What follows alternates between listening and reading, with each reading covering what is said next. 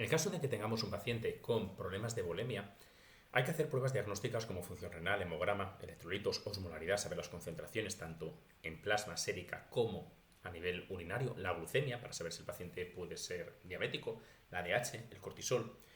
Lógicamente, en intervenciones tenemos que restablecer esos líquidos.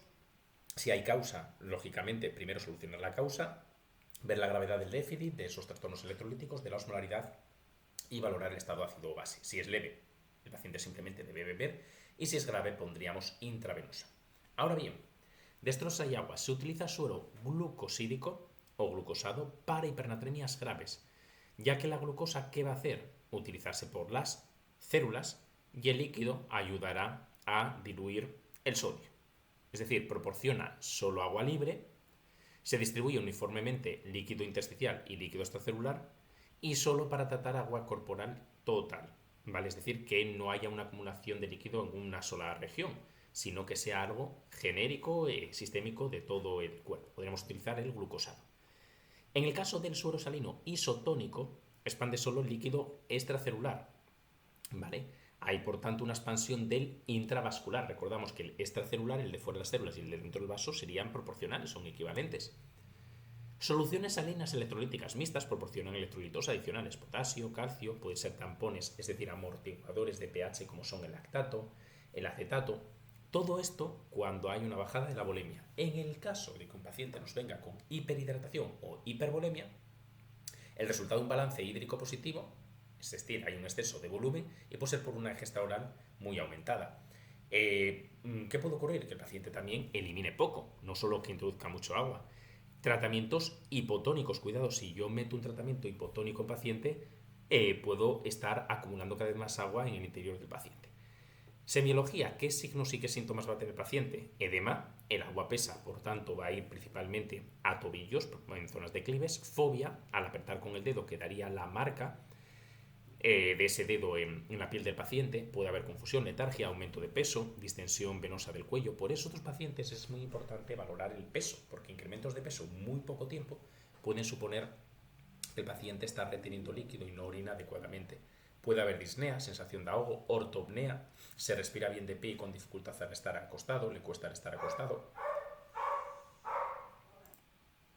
Es muy importante tener en cuenta cómo estos pacientes, si retienen mucho líquido, puede haber un aumento en algunos vasos sanguíneos a nivel de vasodilatación. Y lo explicamos, lo que ocurre es que si nosotros tenemos un exceso de volemia, volviendo al corazón, el corazón llega un momento que tiene que bombear la sangre y le cuesta sacar toda esa sangre.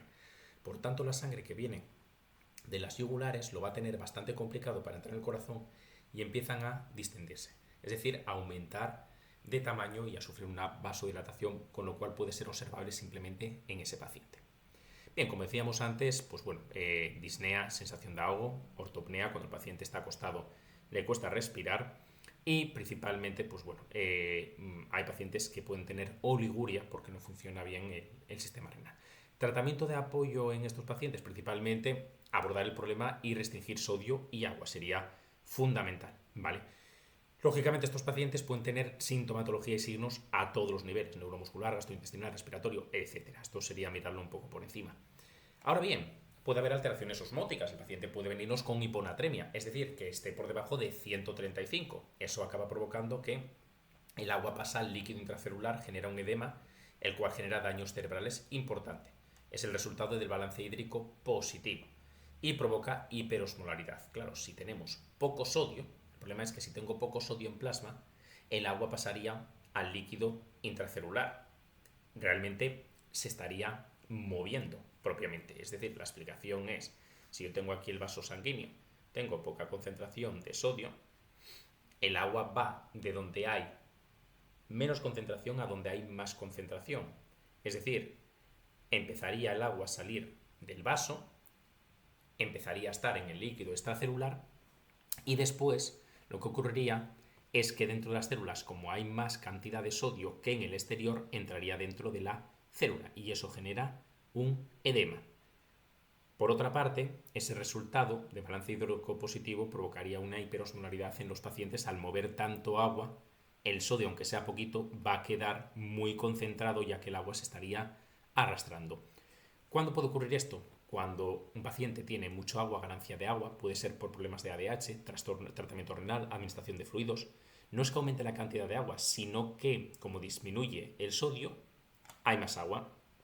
La idea sería que en estos pacientes, a veces lo que ocurre es que puede ser que nosotros sí que administremos fluidos, que gane agua, pero en otras ocasiones no es que gane agua, sino que realmente el sodio, como va a estar en menos concentración, el agua se mueve y ese sería el problema. Una cosa es que yo tenga, imaginemos, la cantidad adecuada de sodio y este líquido, el plasma, esté muy aumentado porque me hidrato mucho, o otra situación diferente es que como tengo poco sodio, imaginemos aquí, tengo poco sodio, el agua se mueve hacia donde hay más concentración y no es un problema realmente de esa hidratación. Puede ser por excesiva pérdida de líquido, puede ser por ingesta excesiva o eliminación insuficiente o por tratamientos hipotónicos. También podría ocurrir si pongo un medio hipotónico. Pruebas diagnósticas, sodio, la osmolaridad. Fijaros que aquí decía de 270 a 300, ahora nos ponen otro intervalo. Por eso depende un poco del manual, del profesor. Densidad de orina por debajo de 1100, sodio en orina por debajo de 20.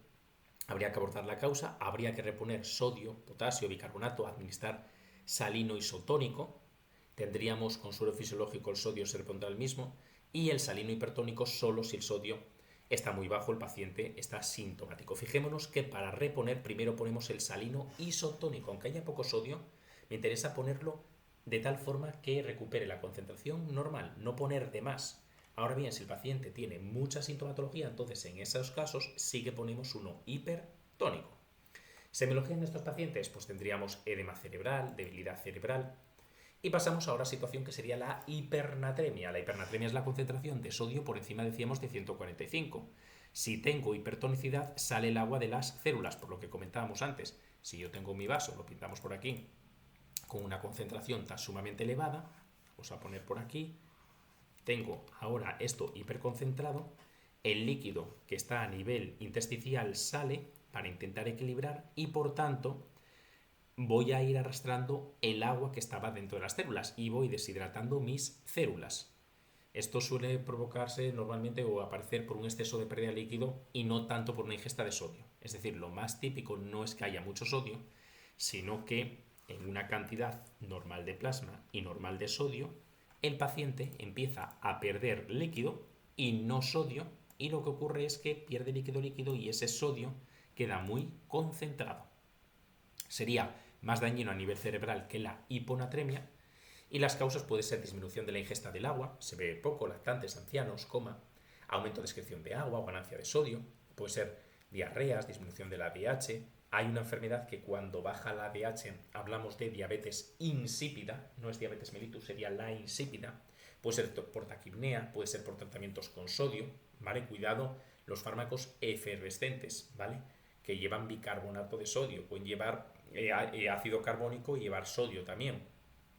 Y tendríamos después la semiología, en estos pacientes piel y mucosas, lengua seca, ojos hundidos, pueden presentar sed intensa, esos pacientes tenemos que ver si el paciente está consciente, si es lactante o no, disminución del volumen vascular, el llenado ungueal va a estar alterado, puede haber hipotensión postural, puede haber incluso alteraciones neurológicas, intranquilidad, debilidad, agitación, delirio, alucinaciones, podría haber, y tendríamos intervenciones preventivas y asistenciales, pues bueno, reponer agua, ¿vale? Por vía oral intravenosa. Tendríamos, si el sodio está por encima de 160, se administra glucosado al 5% o suero salino hipotónico. Tenemos que recordar siempre, y esto es imprescindible saberlo, que dentro de nuestros vasos sanguíneos, siempre dentro la concentración normal de glucosa sería 5% de glucosa, lo normal. Y si nos hablan de cloruro de sodio, sería un 0,9%, 0,9. Con lo cual, si me dicen poner un suero glucosado al 5% es poner un suero normal, ¿vale? O poner sueros salinos hipotónicos. Si es hipotónico, pues no puede ser al 0,9%. Hipotónico por debajo, 0,3, por ejemplo. Corregir despacio, 2 días para evitar edema cerebral. No consiste en reponer este tipo de moléculas y estos tipos de sueros rápido, porque puede provocar edema cerebral por los cambios tan drásticos. Cuando hay hipovolemia, las células se deshidratan. Si reponemos muy rápido, se rehidrata rápidamente y puede haber edemas que afecten al cerebro. Muy importante, aparece a continuación una patología que se llama hipocalemia, que es lo mismo que hipopotasemia, ¿vale? No confundir con hipocalcemia. Y es que el potasio se encontraría por debajo de 3,5. Decíamos que iba de 3,5 a 5. Puede ser que el paciente no ingiera potasio, es raro, es normalmente por ayuno, inanición. Puede ser por una excreción elevada, por ejemplo, de orina, diuréticos, vómitos, lasantes, enemas, colostomías, aspiración gástrica. Cuidado, puede ser por hiperaldosteronismo, lo que decíamos antes. El sodio se reabsorbe, la aldosterona, recordar que provocaba que el sodio se reabsorba. Y cuando reabsorbía el sodio, ¿quién salía? El potasio. Puede ser por el uso de corticosteroides, también puede provocar bajada de potasio, penicilina y otros antibióticos. Y la insulina, esto es importante, fomenta la entrada de potasio en la célula hepática y en los músculos estriados. Precaución con esto, nos pone hiperinsulinismo. La insulina lo que haría es que provoca ese potasio entre, ¿vale? Esto sería muy, muy importante. Una de las explicaciones más sencillas de por qué puede entrar el potasio, si recordamos que la insulina, el papel que cumple es favorecer la entrada de la glucosa desde la sangre a la célula. Cuando entra glucosa, ¿qué va a ocurrir? Que vamos a hacer glucólisis, ciclo de Krebs, etcétera, y formamos ATP. Y si yo estoy formando más ATP, ¿cómo va a estar funcionando mi bomba sodio-potasio ATPasa? Mucho más. Y estoy metiendo potasio, por tanto, lo que estoy consiguiendo es que el potasio, que está a nivel extracelular, y por tanto también el de la sangre, acabe entrando en la célula. Alcalosis, el potasio entra dentro de las células. En alcalosis el potasio también entraría. Estos pacientes pues, pueden tener alteraciones neuromusculares, cardíacas, digestivas, fatiga, vómitos, puede haber incluso la muerte en situaciones graves de hipocalemia.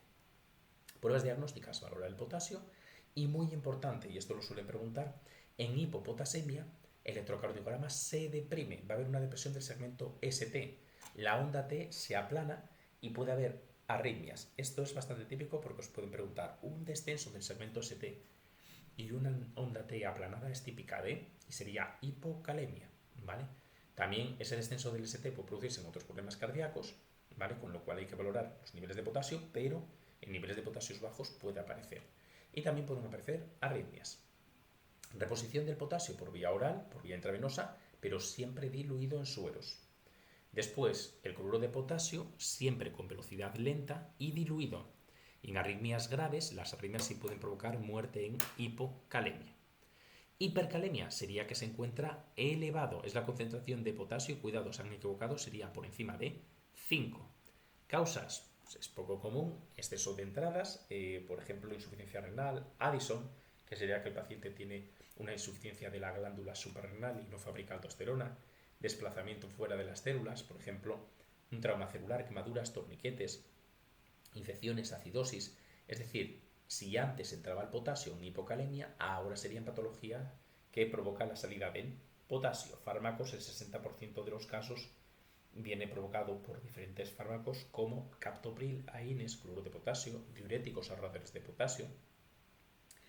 Y tendríamos, en el caso de las arritmias, ondas T estrechas, altas y picudas, cuidado, no aplanadas como antes, y acortamiento del intervalo QT. Y tendríamos que estos pacientes pueden entrar en parada cardiorrespiratoria si los niveles de potasio ya no están solo por encima de 5, sino que estén por encima de 8,5. Son pacientes que pueden presentar debilidad muscular, náuseas, cólico intestinal, intermitente y diarrea. Pruebas diagnósticas, ver esas ondas T estrechas y altas, picudas, ver el acortamiento del intervalo QT y determinar los electrolitos. Aquí ejemplo de examen, potasio de 7,4, esto es muy alto, estamos por encima de 5. Entonces lo que encontraríamos serían ondas T altas y picudas. Después tendríamos intervenciones gluconato cálcico para reducir los efectos neuromusculares y reducir la hiperpotasemia. Hay que vigilar la hipotensión y bradicardia. Glucosa intravenosa e insulina, ¿por qué se pone? Porque la insulina ayuda a que el potasio entre en las células, lo desciendo. Pero claro, el problema es que la insulina mete glucosa dentro de las células y puedo generar una hipoglucemia. Como meto la insulina para que el potasio entre en la célula, voy a utilizar glucosa para que la glucosa que entre en la célula no vaya agotando la glucosa de la sangre. Por eso, una de las combinaciones más utilizada suele ser insulina con glucosa intravenosa. Y bicarbonato sódico alcaliniza el plasma y por tanto provoca que entre en las células. En casos muy graves puede ser realizar diálisis y también podríamos administrar resinas para quelar, para intentar frenar esos potasios. El potasio recordamos que es el principal intracelular, ¿vale? Es lo que comentábamos antes, y puede venir de alimentos como plátanos, pasas, etcétera. Cuidado con los AINES que retienen potasio, porque los AINES tenemos que recordar que lo que estábamos provocando es inhibir la ECA. Los AINES inhibían la ECA, con lo cual obtengo poco angiotensina 2, poca aldosterona, reabsorbo poco sodio y por tanto libero poco potasio. Y hay que tener mucha precaución con no utilizar en pacientes que tomen IECAS diuréticos ahorradores de potasio, porque se incrementaría el potasio muchísimo más. Bien, esto de aquí lo tenemos.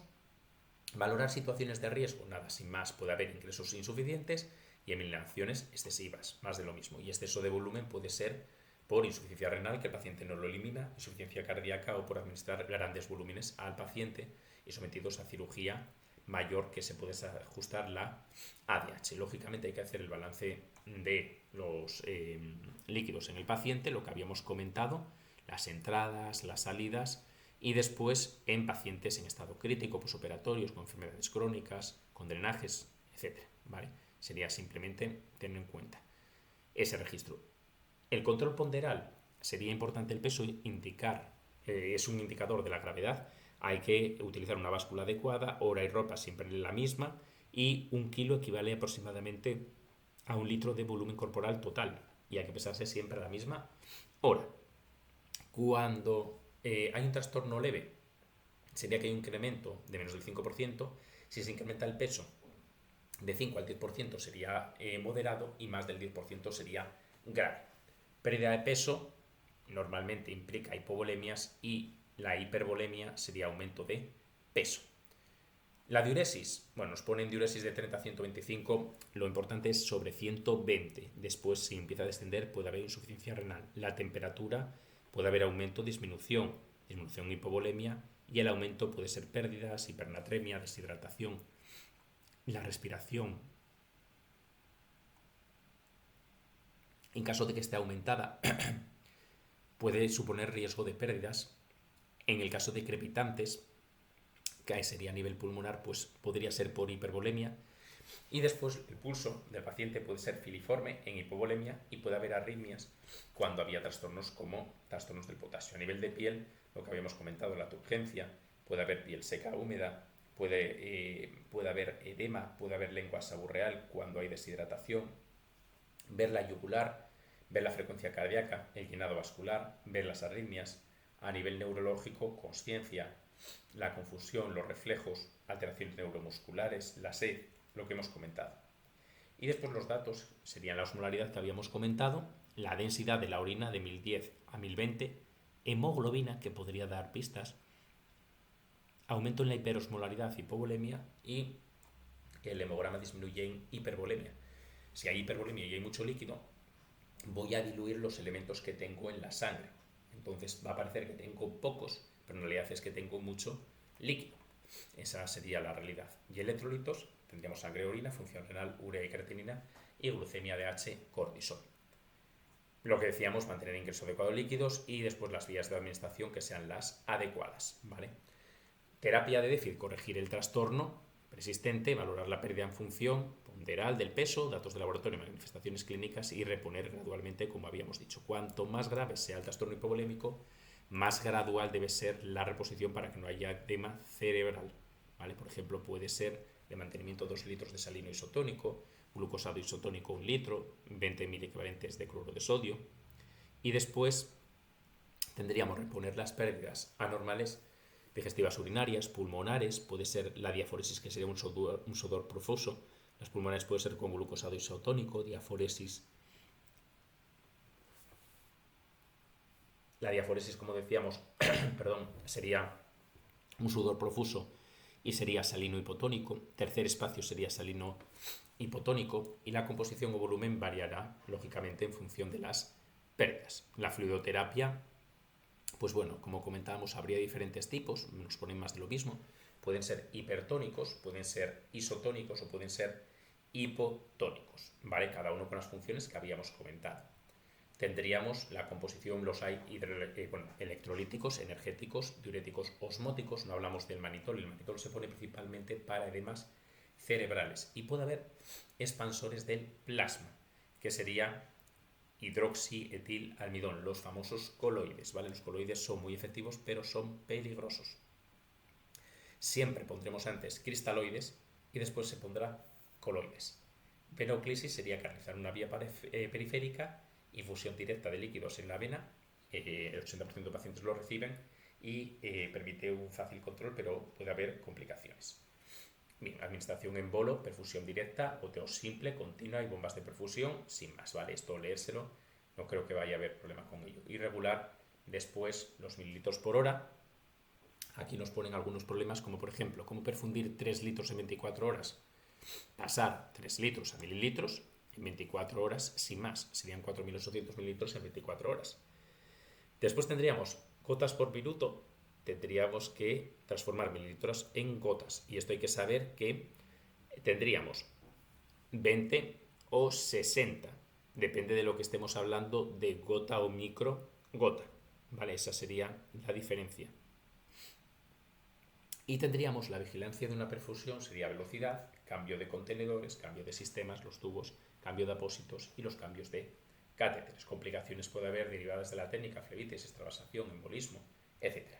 Derivadas del volumen perfundido y técnica de monitorización. Puede haber equimosis, hematomas, complicaciones por la mala técnica, acumulación dura dolorosa, que se aparece a los 7 días. Y sí que es importante saber que al principio se puede poner frío los primeros días, pero después ya aplicaríamos directamente calor.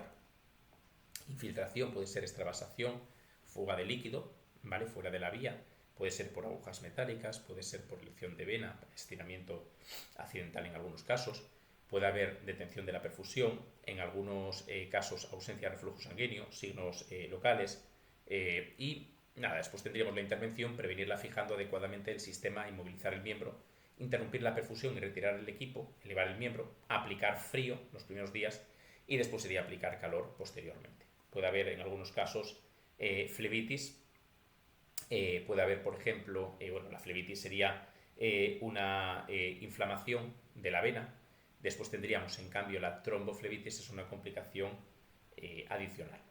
Causas: venas pequeñas, perfusiones, flujo elevado, desplazamiento por ejemplo de la cánula, y tendríamos disminución o cese de la velocidad de perfusión, signos locales y después la intervención, sin más. Prevención: interrumpir la perfusión y cambiar a otro miembro, no manipular la zona y reposo del miembro y hacer un estudio bacteriológico en estos casos del material y tratamiento médico. Mantener prolongadamente, pues bueno, cada 72 horas y ver si hay falta de asepsia. Como decíamos, la intervención en estos pacientes tiene que ser con prevención, interrupción de la perfusión y cambiar a otro miembro si vemos que es la causa, no manipular la zona y reposo del miembro, hacer un estudio bacteriológico del material si hay fiebre, porque podemos estar originando una posible sepsis, y tratamiento médico. Y el mantenimiento prolongado, sí es importante cambiar cada 72 horas. Cuidado con estar cambiando continuamente, ¿vale? Porque corremos el riesgo de infectar probablemente la zona y falta de asepsia. ¿Qué complicaciones podemos encontrar en estos tipos de pacientes? Bueno, en primer lugar tendríamos infecciones. Puede haber una infección generalizada causada por contaminaciones bacterianas. El equipo de punción tiene que ser completamente estéril. Si hay alguna bacteria, mal asunto. Puede ser por reactantes pirógenos, una reacción pirógena. Los pirógenos son elementos o sustancias que provocan aumento de temperatura, son elementos que contaminan el fluido y provocan reacciones febriles y temblores. Puede ser también por reacciones alérgicas a componentes del fluido, pudiendo causar shock anafiláctico, es poco frecuente, pero podría ocurrir. Y puede haber embolías gaseosas, es decir, que entre algo de aire al torrente vascular, que genere burbujas y esas burbujas alcancen algunos vasos provocando obstrucción. Casi exclusivo en canalizaciones de vías yugular y subclavia, con lo cual precaución. Es importante presión negativa en un momento del ciclo cardíaco.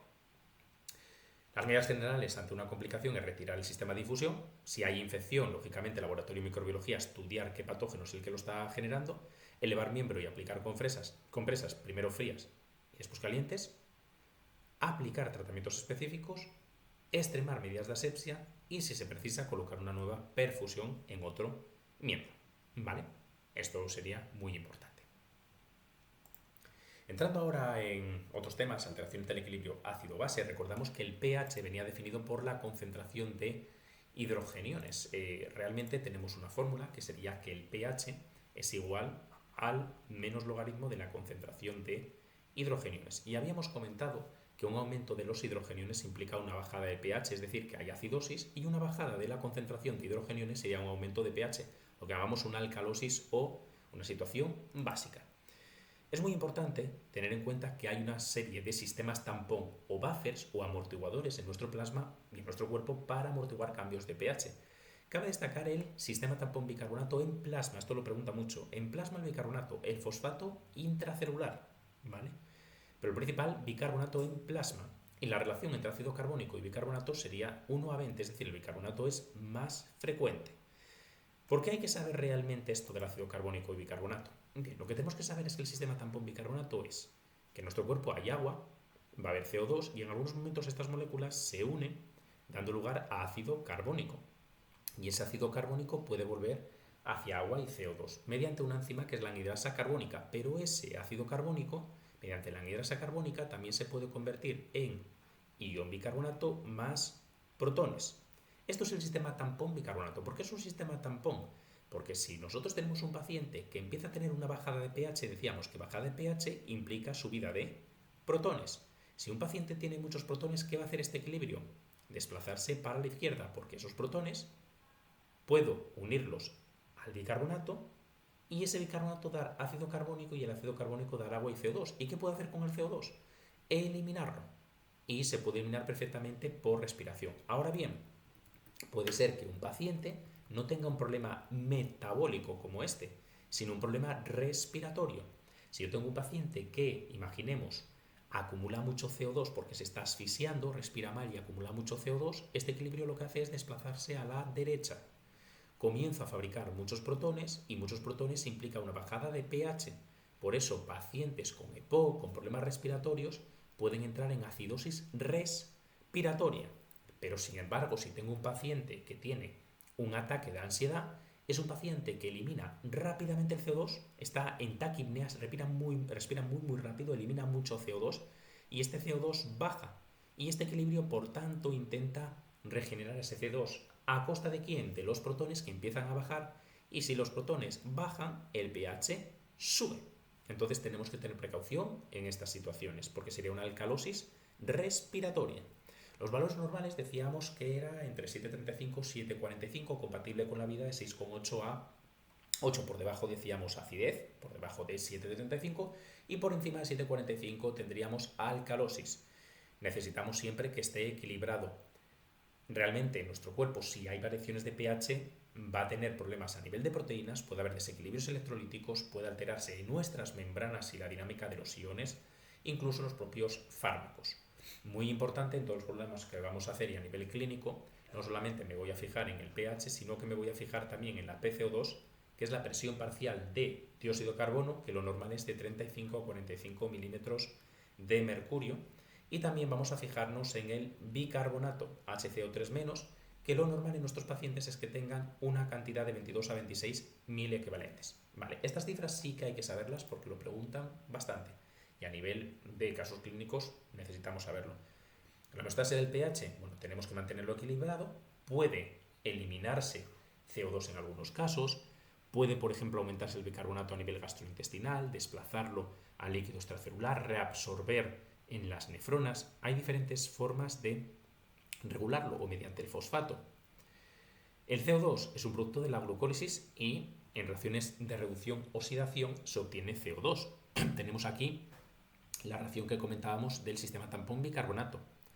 Cuando quemamos alimentos se producen ácidos, ácido nítrico, ácidos grasos, oxidación incompleta, ácido láctico, cetoacidosis y daño celular también provoca a veces estas situaciones. Puede ser por rotura de membranas.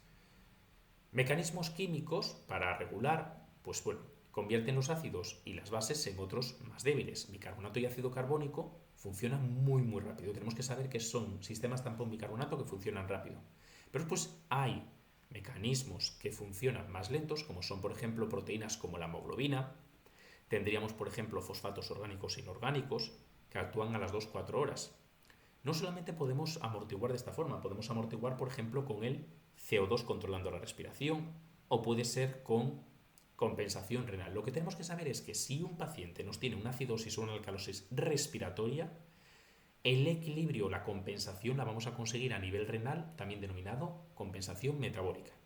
Y si el problema es metabólico o renal, la compensación va a ser mediante los pulmones, mediante la respiración. Por tanto, los sistemas tampón o buffers que comentamos son sistemas neutralizantes. Mantienen estable el pH, ¿vale? Tenemos por una parte cómo puede ser o bien los pulmones o bien los riñones, dependiendo de la patología que tengamos. El sistema más sensible a cambios de pH es el respiratorio, es rápido, y el renal es más fuerte, pero es más lento, ¿vale?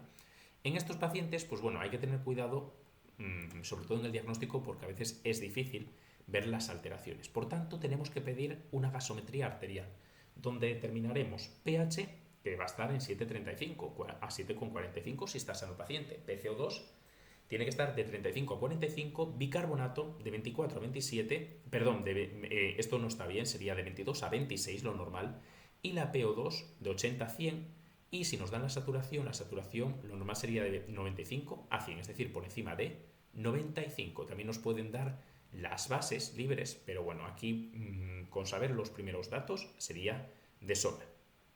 Tenemos que pensar que puede haber la curva de disociación de la hemoglobina, cuidado, hemoglobina, y tenemos que pensar que llegar al 100% nunca sería lo adecuado. Lo normal sería tener un 98 o un 97, serían esos valores los que serían los adecuados en nuestros pacientes.